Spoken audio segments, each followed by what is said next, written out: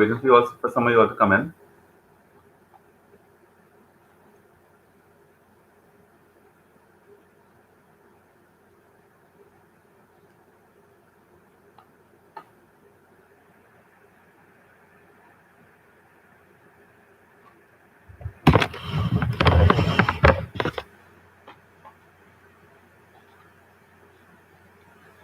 I'm trying not to be rude and eat in front of the class.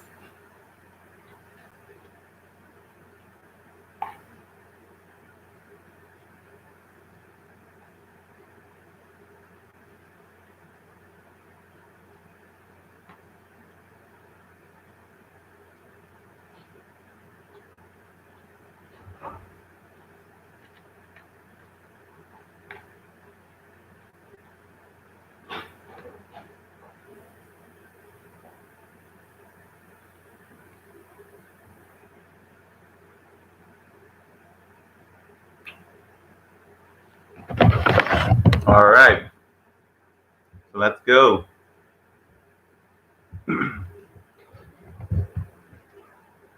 So we just mentioned the forces on organizations, and slide number 13 is going to tell you the innovative response. And we said it already. Organizations must value change. Uh,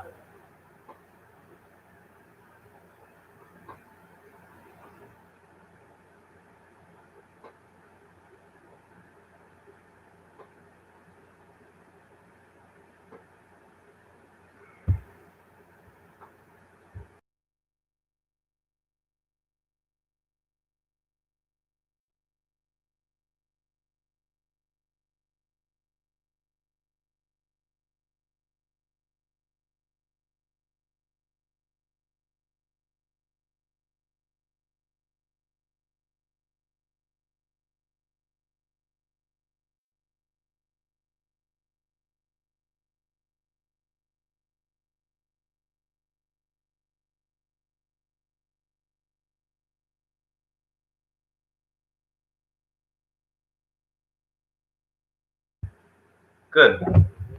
So, so we spoke about value and change, accepting speed over stability and efficiency. As we say this, I just want to throw out there's a guy by the name of some, you all tell me. He said to be innovative is better than to be efficient. Who said this? And do you agree with that statement? Who said it's better to be innovative than to be efficient? And do you agree with that statement?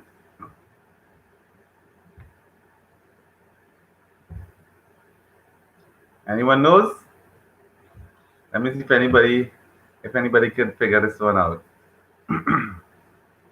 So valuing speed over stability, organizations must embrace and identify opportunities within times of chaos. And I'm going to put in another one just now, because this is all really good information.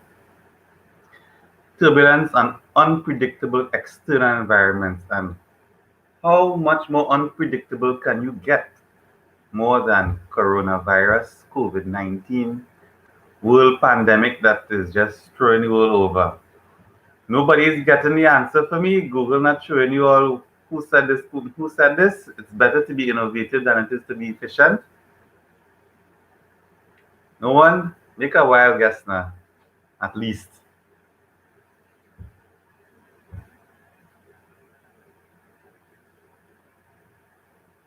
I give you Martin something. Martin who, Alexis? Martin something. KP. Mm-mm.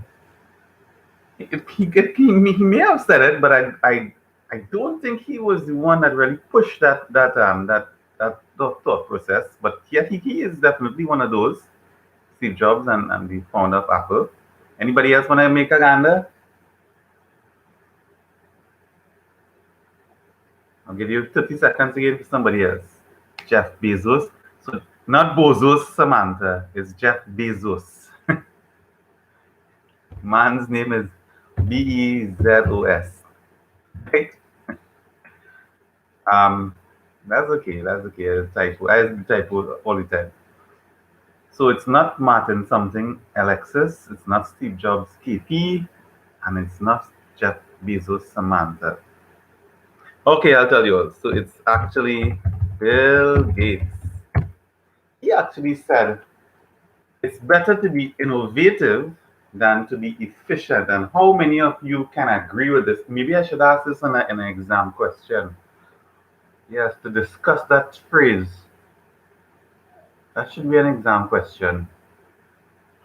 It's better to be innovative than to be efficient because, plain and simple, you can be efficient at something that is irrelevant. So maybe the quotation needs to be adjusted. Better to be innovative and inefficient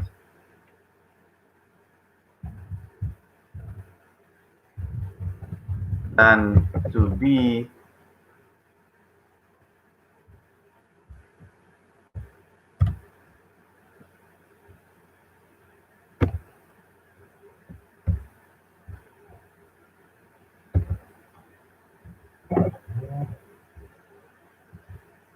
than to be efficient but irrelevant. Understand that.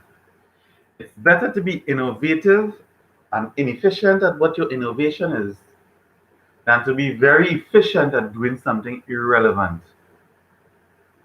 You do not want to be stuck doing something very efficiently but makes no money. You're very efficient at doing something that has no customers. You're very efficient at something that has no relevance. There is no relevance. And immediately I can think of a company that creates, you all may not even know what this is.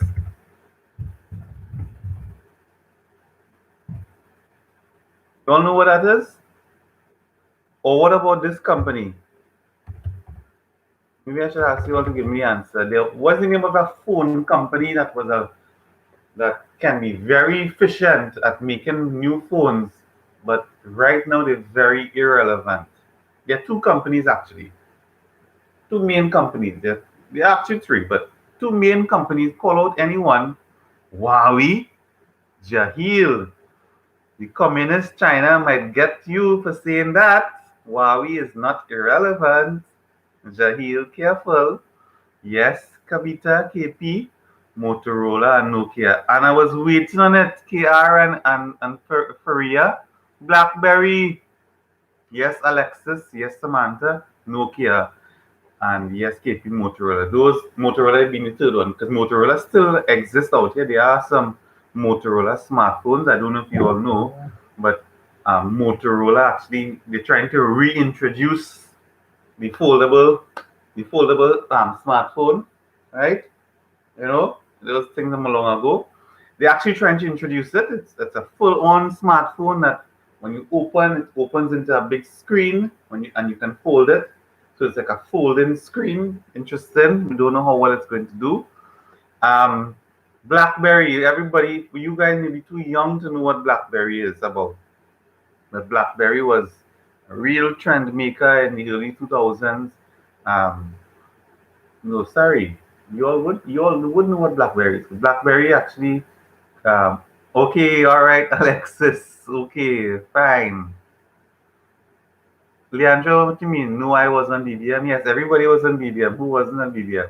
So yes, BlackBerry was very much the trend, the thing, because BlackBerry was the first people.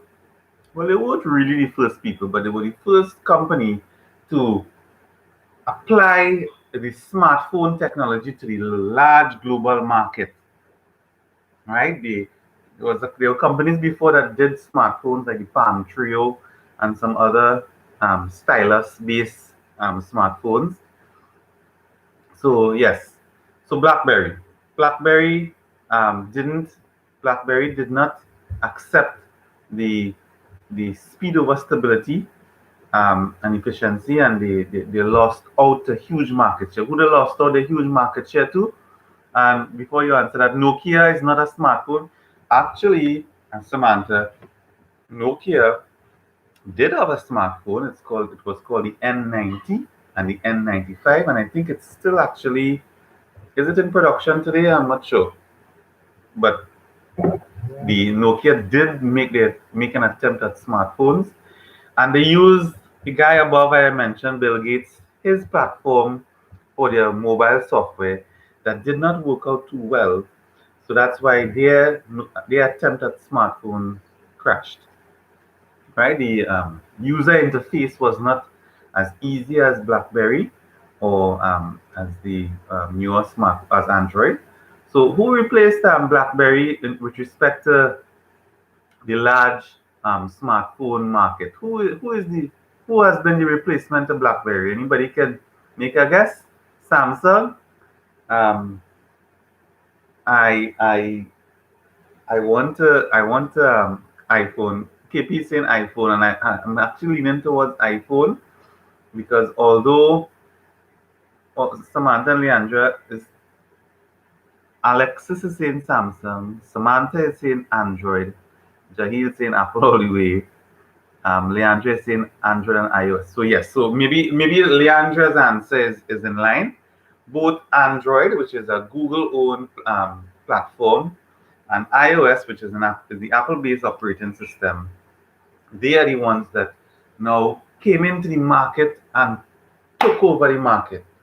The Apple actually had a bad strategy at first, which was Apple's strategy was you can only use an iPhone on an AT&T network. Not good for business. You are now eliminating a whole host of customers because you signed an exclusive deal with a telecommunications authority. So that was an attempt at a. We are going on and on about this, and maybe that's why we're not finishing the lecture. But I hope it's interesting to you as it is to me. That's what happens when you try and secure exclusivity in a market where AT&T and T and they recognize Apple as the upcoming star, and they said, okay, let's get them. We want them to be on our network only, and they may have sold to Apple all of the benefits of people using their network, and Apple said, okay, yes, it sounds good, but quickly, there were lots of problems with it. By excluding the other networks, you're excluding sales of your product, and Apple recognized this really quickly, and that's how they changed. And now Apple is now a really strong global has really strong global market share. If you all don't know, Apple is actually one of the world's largest companies in terms of assets and money in the bank. Money in the bank. Apple is one of those large, huge, I don't know what are the massive mammoth-based companies in the world. Apple has become that in maybe 20 short years because their journey started in the 1995s as well. Android is Google based. Well, Google is already on its own a huge world playmaker in technology, and they own the Android operating system platform.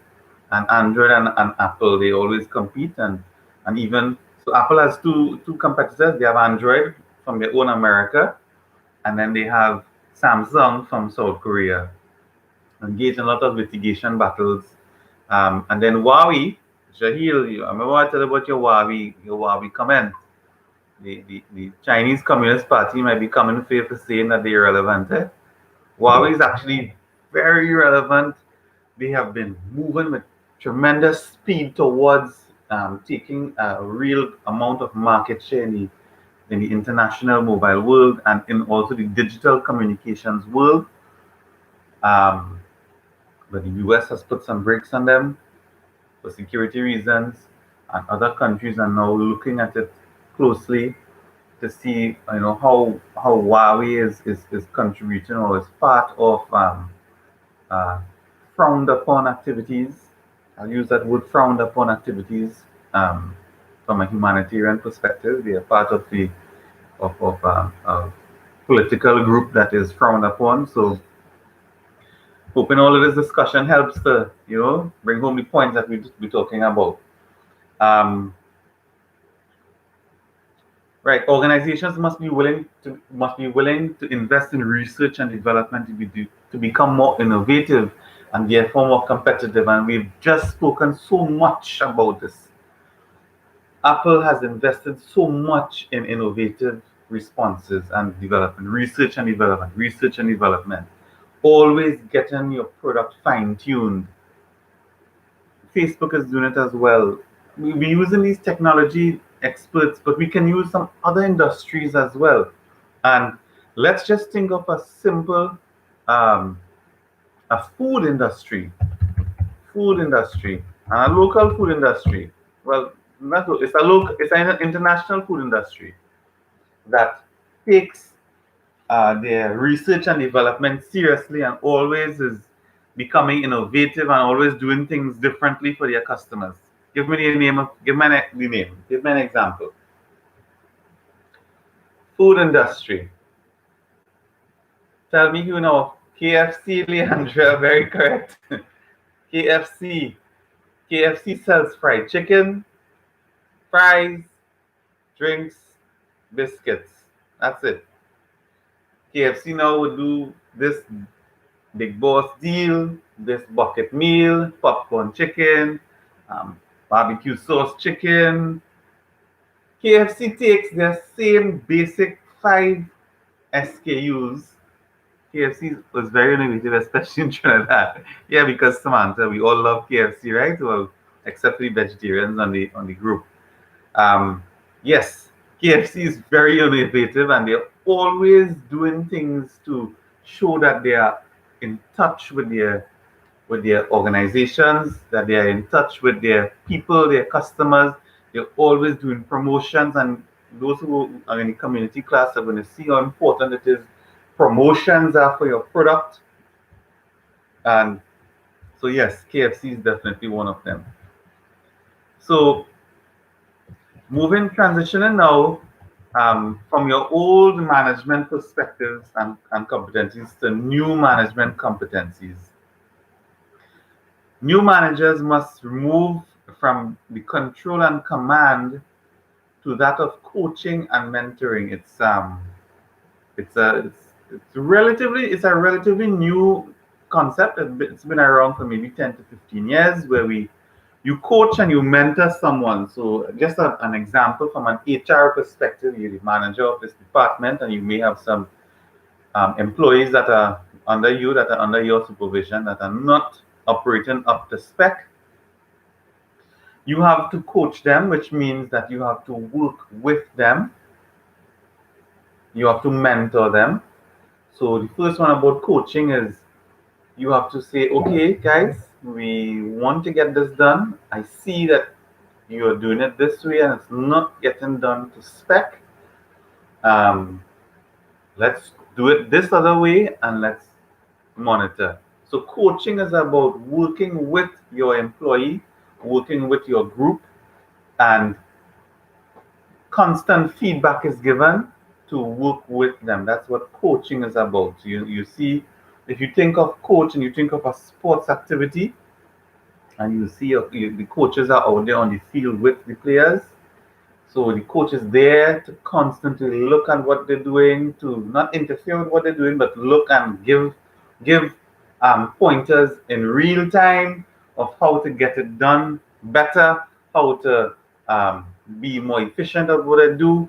That's what coaching is about. Mentoring simply is leading by example, uh, making the way you do things an example by which they can follow. Um, Mentoring is essentially you're looking up to the person. So as a manager, you would have some of your juniors mentor you, As a manager, you would be mentoring some of your senior folks. That's what mentoring is about. Being a good example. All right. Relationship management. And we spoke about this at length earlier with team building, relationship management. Successful managers build collaborative relationships. I said this in part two in the last hour. Successful managers build collaborative relationships with their superiors and their juniors. Team building. Successful managers lead through teamwork and team decision making. Make sure your team feels part of the process, and we're going to look at this further on with management by objectives as well. Making your team feel part of the process is very, very important. And finally, the learning organization culture. I want all of you, I urge all of you, and you're going to see this learning organization culture when we do balance scorecard, and I will share balance scorecard with you guys as a bonus lecture. But I want all of you to foster and develop in whichever management function you might find yourself, whichever supervisory function you might find yourself in, to always look at your department or your organization as one that is learning and growing. Always. Your team must always be abreast with the latest trends, technologies, methods. You are constantly receiving feedback from your customers, and you are growing and developing your product and your brand to suit customers' needs, and you are always trying to be more efficient. Please always look at yourself and your organization as one that is growing. A learning organization culture is very, very good and very, very important. All right? I want you all to create such an environment that fosters learning capabilities. And we're going to touch on these next two slides are on crisis management. And boy, do we have a crisis. We have a crisis called coronavirus. We have a crisis called unemployed persons because of coronavirus. We have a crisis because we have a lot of people with pent up tensions because they're unemployed, pent up tensions because they can't go out in the parks, they can't go out to their beaches, they can't go out to their alignment spots. We have crisis with persons who are not getting regular clinic appointments for their illnesses. We have a crisis because persons are afraid to go in hospitals to have babies. They're afraid to go in hospitals for things that they ought to be in a hospital for. So we are in a real crisis because of coronavirus. And as the first point said, predictability and stability has become a passing anomaly. Turbulence and disorder has characterized the current reality. And this is so much so, these slides were done way before coronavirus. And so much so now, it's so relevant that turbulence and disorder is our current reality. Managers must learn how to handle unpredictability and unexpected circumstances daily. On a daily basis, your management functions are going to get challenged. And you have to learn in which to treat with it on a daily basis. Yes, plenty days you'll have smooth days, but there will always be challenges to the smooth running of the organization. And I forgot to put this out there in the beginning of the class, but maybe I should ask. Maybe again, I having so much ideas about. I think I'll put this as a question for your exam. So I'm not going to mention it now. It's going to allow you all to take a look, to assimilate all that has been taught so far, and maybe give me your perspective on this. I'm going to put out a phrase. So I'm not going to do it now. But yes, so managers must learn how to handle unpredictability and unexpected circumstances daily. Crisis management has become the order of the day. And importantly, as well, there's something called crisis communication. Crisis communication is a big part of crisis management. And you see the authorities are having daily media briefings, and I'm sure some of you may have opinions, positive and negative, about these media briefings, and you may be able to see um, some gaps in the communication at these briefings, and these crisis communication briefings, although they may be well intended. um, you would see some issues that need to get sorted out. But we are in unprecedented times, right? So it's very easy to say that there's no SOP to follow for this. There is no precedent to take pattern off in how we are communicating. Um, but it is a very difficult part of management. Crisis management is a very difficult part of management. Crisis communication, and even more so, that you have to be meticulous. You have to be careful. Um, really you have to apply bread and butter um, management skill when it comes to crisis. What's your goal? What resources do you have? Your listening audience. Who are the people in your listening audience that you want to target? All of these things, must be analyzed, and I would hope that these guys do have communications experts who are unbiased, who are well trained, that can help to um, guide them through these different media briefings. And you can look at it for yourself. You could take a look at media briefings of other countries right here in the Caribbean. You can look at media briefings in the US, media briefings in Europe, media briefings in India, and you can see differences. You can see how it's being done, and you can judge for yourself, and you can get ideas for yourself what you should do and what you shouldn't do. Um, and you look at it from the perspective of a listener. Of you are the person who's consuming this information being given to you. Is it are you getting picture? Are you being appreciative? Do you feel as though all the information is being laid out on the table, and you are now put in a position to make a good informed decision? Because that's what crisis communication is about. We'll go further into crisis communication. I believe it's in. I don't. Let me just confirm. Hold on. Crisis communication is not in this course, but we can crisis is part of content, going. Well, if it isn't, then it's in one of the other courses. I'll share it with you all as a bonus. Okay. Right. So, leadership skills for crisis, and this is a real favorite part of my own management competency. I like leadership a lot, and I like crisis leadership as well a lot. And first of all, we are on slide number 16. First of all, you must stay calm, and you see the word emotional intelligence. And I used emotional intelligence in part one of our class today. And hopefully, some of you will go and look up what emotional intelligence is on your own. But I can tell you now, emotional intelligence is about empathy.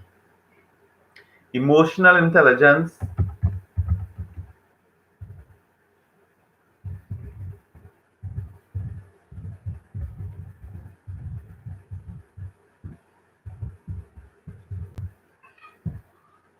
Emotional intelligence is about you understanding the situation of the group that you are managing and affecting.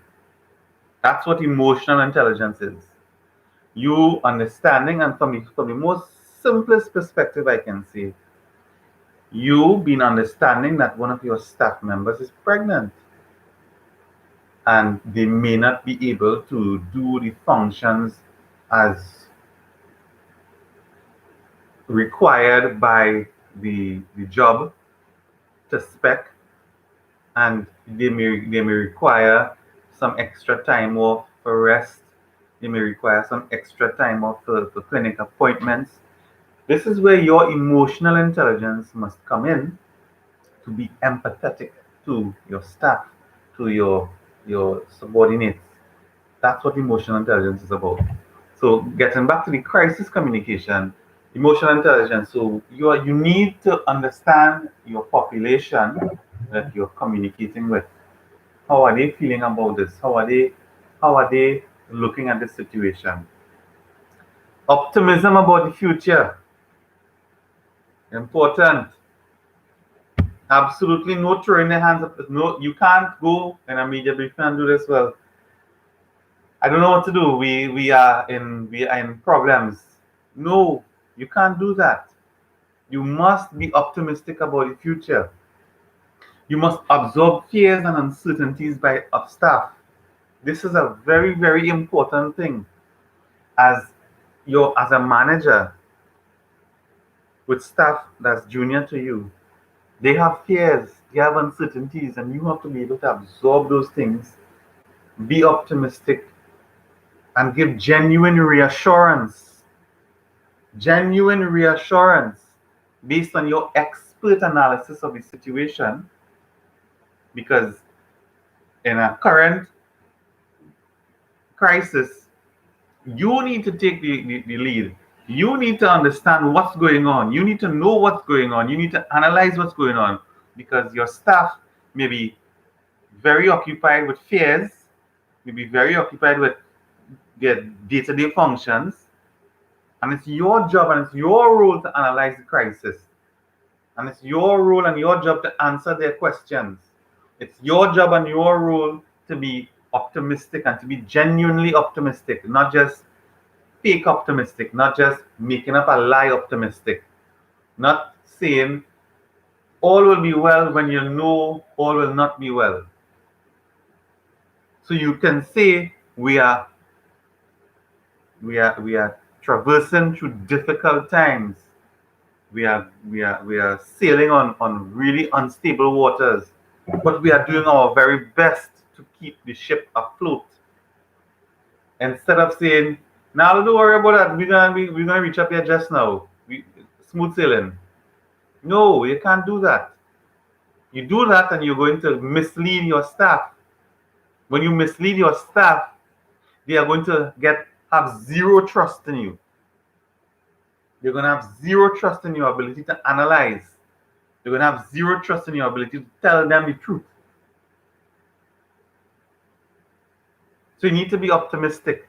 You need to be genuinely optimistic. You need to absorb their fears. You need to stay calm. Use your emotional intelligence. Next, you need to be visible. You need to be present. Yes, you can delegate, but you can't delegate everything. And that's why, for example, you would see from time to time the prime minister of the country and the mayor of a state or the president of a state would from time to time would come and address the nation.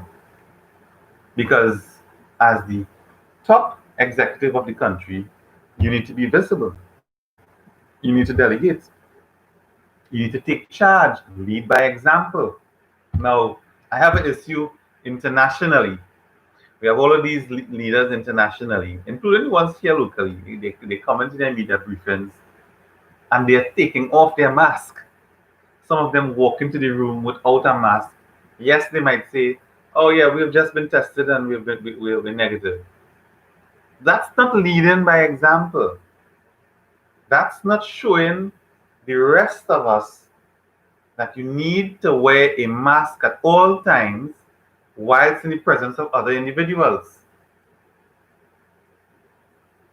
Yes, everybody might be wearing masks, but it's very easy for someone to mistakenly or deliberately take off their mask, cough and sneeze, And now you're in an air conditioned room and you are up there on the podium with your mask off. So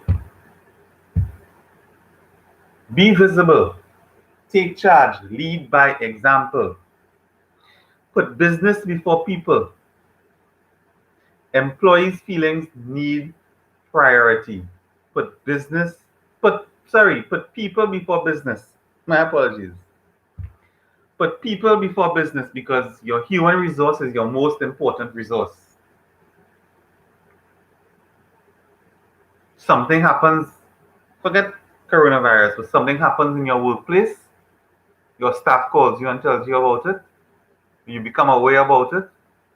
The first thing you need to go to, the first thing you need to do is ask the persons that are there, are you okay? How bad is your damage? Do you need medical care? Are you traumatized if in case it was a robbery? Put your people before the business. Let your people know that you care about them because your people are your most important resource.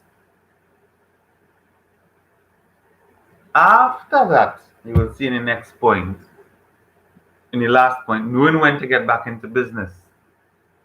But your people must be top priority. Your people must be top priority. And you can let them know that. You can say, the business will take care of that. That's sticks and stones. That's equipment. But we care about you. You are a mommy, or you are a daddy, or you're someone's son. You're someone's grandparents. You're someone's grandchild. You're someone's uncle. You're someone's religious leader. We care about you. Are you okay? And that's high level emotional intelligence. Putting the people before your business. Telling the truth, next point. Telling the truth. Always bring facts to the table. Always bring facts to the table. And we have a host of mistakes that has happened by our leading global medical experts in this coronavirus pandemic. And so come on, guys, tell me the glaring mistake that was made early on in this pandemic. I'm talking globally here. Tell me, all of these world leaders and world medical experts, they failed to do something very critical early on in this pandemic. Tell me what it is. There are several things. There were several gaps that missed out. Tell me, closed borders, Bradley. Yes, some countries were late to close borders, but generally speaking, most of them were early on. The US was pretty early. We were okayish early. The US was okayish early as well, but yes, closed borders. Yes, good. That's one. WHO was slow in responding.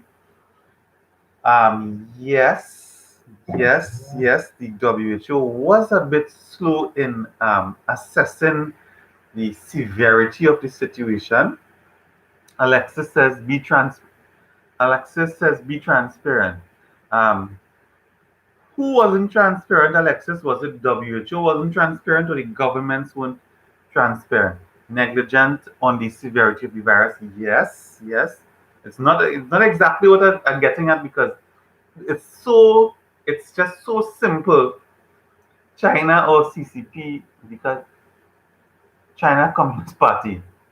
Yeah, well, you know it. Right? So Chelsea's saying negligent on the severity of the virus. Yes.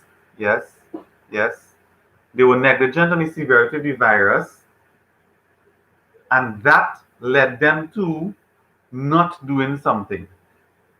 Because they were negligent on the severity of the virus. So Chelsea, yes, I want to push to that. We want to go build on that. They were negligent on the severity of the virus, and as a result, they did not do something on time that we're all doing now. Alexis, tell me, you're speaking about WHO not being transparent. Who not being transparent here? Alexis. Where the Kavitas? Start testing. All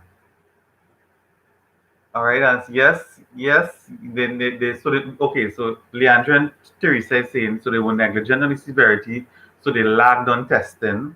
They lagged on enforcing protocols. I want Teresa to build on that. Teresa, you are the closest right now, so build on that, enforce protocols, right? Build if someone can help her quarantine because she's in quarantine or PPE because you're getting closer. You're closer than Teresa. I'm looking for the word. I'm looking for the word. It's a one word. It's a four-letter word. It's a four-letter word. Wearing mask, Alyssa George. Alyssa, first comment for the morning, and you are on point. Wearing mask. For want of a better phrase, we had some. Let me not say anything bad, but we had internationally accredited medical experts that gave opposing guidelines with respect to wearing masks. Alyssa, you are so very correct. Had the world adopted to wearing masks, there was a lot of miscommunication about the mask guideline. Yes, Kavita, a huge amount of miscommunication that may have led to the unfortunate deaths of so many millions of people.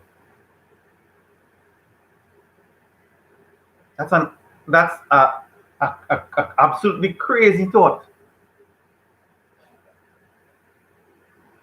Absolutely crazy. There were so many experts that spoke against the use of mask wearing. I remember early on in this pandemic, in one of our local radio stations, there were some of my own colleagues that were on the station talking about coronavirus and giving population information. And I called in specifically to ask about mask wearing and hope that they would have given the right answer, and they gave the wrong answer. They actually did the same thing as the Surgeon General in the US and our minister down here, saying masks, do not wear masks. Do not wear masks. Masks are not useful. Do not buy masks, because if you buy masks, you are going to take it away from the healthcare professionals. Have you heard, you ever think of a more absurd statement?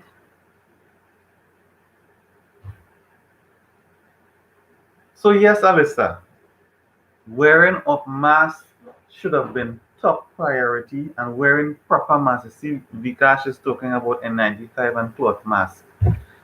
The reality is, and the science is there to show it,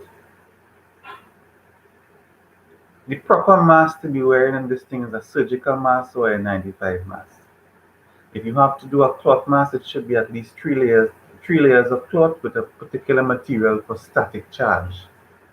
And we're having this discussion about masks solely because I want to put the leadership skills for managing crisis. Slide number 16, point number 4, tell the truth, collate facts, and communicate findings. Consult various sources. So they were consulting amongst themselves, and they all got the wrong information. We may have been looking at the US. The US may have been looking at some other country. The other countries may be looking at data that they weren't looking at the correct countries. And the Western world was not wearing masks. Whereas China was wearing masks from early on,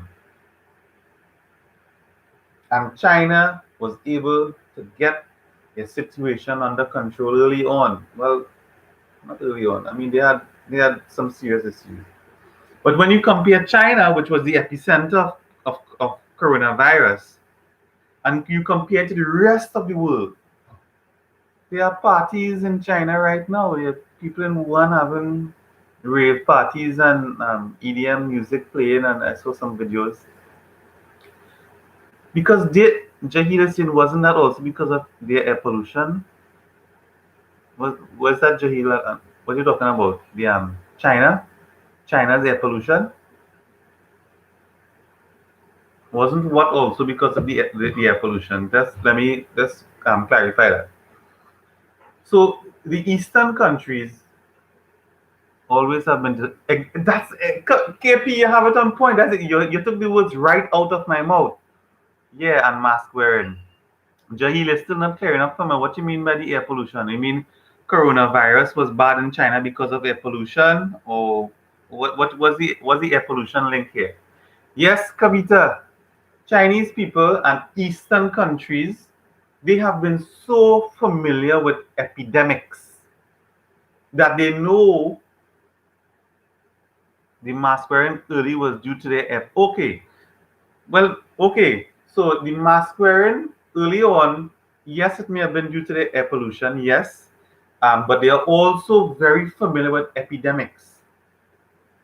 The Eastern countries have lots of epidemics throughout the year, and and because of their densely populated areas, especially in China, where flus and viruses pass so easily, they wear masks.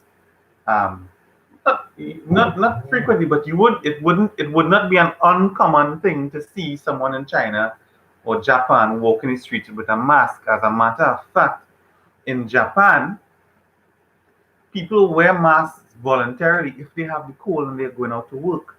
And they do that even before coronavirus because they don't want to spread it. They don't want to spread their illness to other persons and they have to go out to work. Now we all know that has changed. If you're sick, even if you're wearing a mask, you need to stay home. But mask wearing was something before that was very much part of their culture. We on the western side of the world did not want to adapt to that. And unfortunately, so many of our brothers and sisters, aunties and uncles, grandparents, nieces died. I'm not saying mask wearing is it would have solved the problem, but it would have minimized it tremendously. And our medical experts failed us in being able to manage this crisis and minimize effectively the amount of persons that haven't survived. We are now seeing in the Western world mask wearing via being wear masks. But I know for a fact that pharmacies would have had mask wearing protocols amongst their staff from early on in March.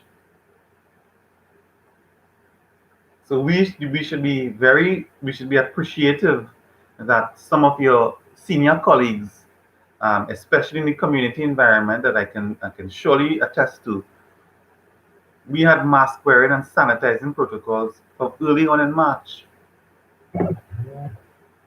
So I'm saying this to illustrate the point again, guys, before we close. We're gonna close at this because I don't want to take you all further. And next week we'll run through the rest because after this we're gonna do right. So after this is the historical perspective of management. So we'll touch on that next week. Telling the truth and leading correctly during this crisis. And finally, knowing when to get back to business. Knowing when we have contained the crisis, we have assessed the crisis, we have assessed our people, and we can get back to business because we cannot stay closed forever. We cannot, unless there was complete evisceration of our land and our buildings, etc. We cannot We cannot stay closed forever. So we need to know when to get back to business. So um,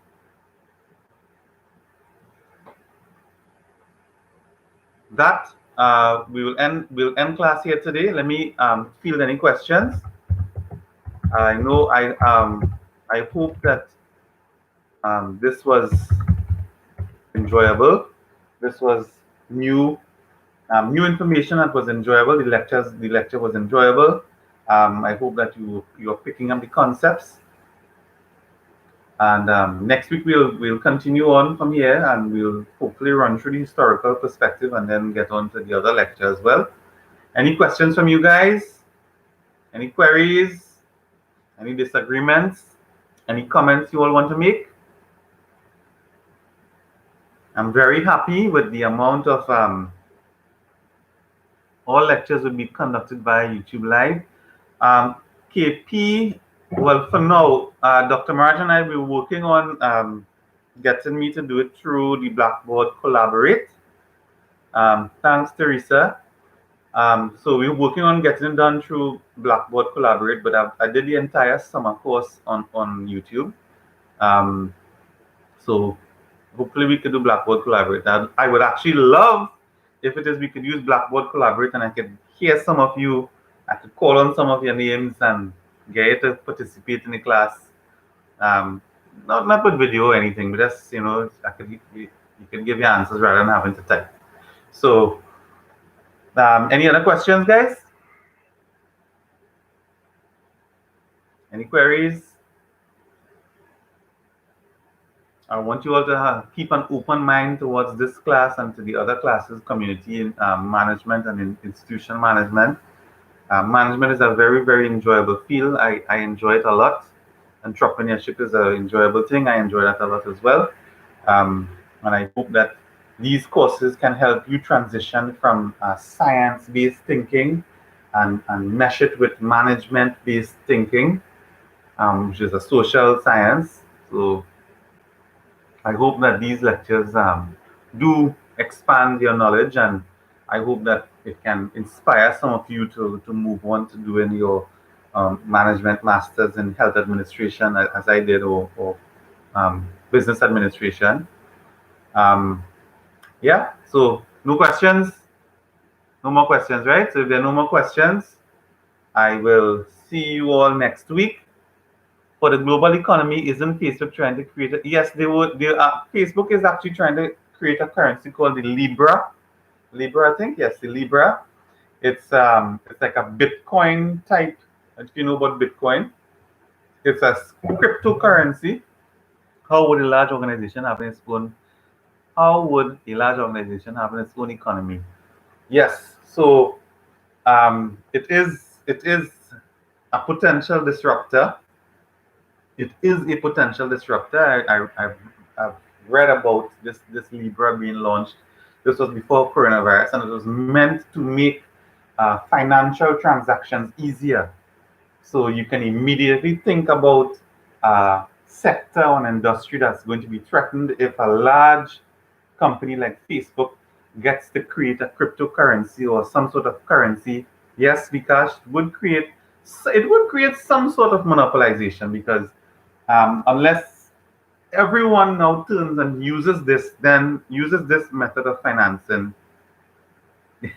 Yes, Teresa, we are being optimistic. We are being optimistic here, okay? No end of the world. No end of the world. We are constantly optimistic because we are the highest level thinking of the animal species. So yes, things might be tough, but we are always innovative and we're always creative. Just an example I want to give you all. We have heard for many years that the oil is going to run out, and yes, the oil will run out, but we have been engaged in so much innovative things that are now stretching our oil resources. So we are using less and less oil because we are being innovative. And this is what intelligence is about: becoming innovative and apply innovative solutions to our current problems. But yes, Teresa, thanks for the joke. End of the world is near. Vikash, It may create monopolization, but only if everyone buys into it in a short space of time, which is not impossible. All right.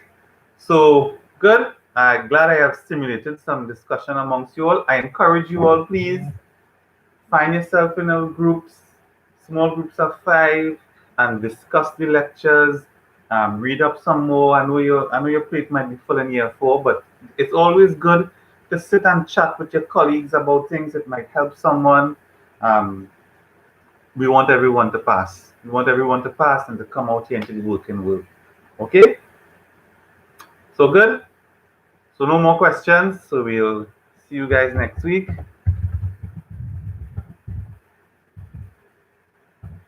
Whoever is not, I think everyone who's in this class, well, some of you will be in community tomorrow. So I'll see you, some of you all tomorrow. I'll see some of you all Wednesday.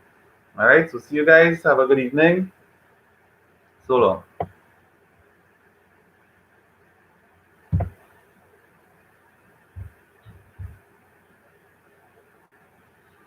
Yes, Jahil, you want to pass too. Everyone will pass. I'm sure. I'm hoping everyone will pass. Um, of course, the marking is going to be, it's not going to be as easy as, you know, physical exam because the things are online. But just pay attention to class, listen, ask questions, be interactive, read, and everyone should be good. Okay? All right. So see you all next week. Have a good evening.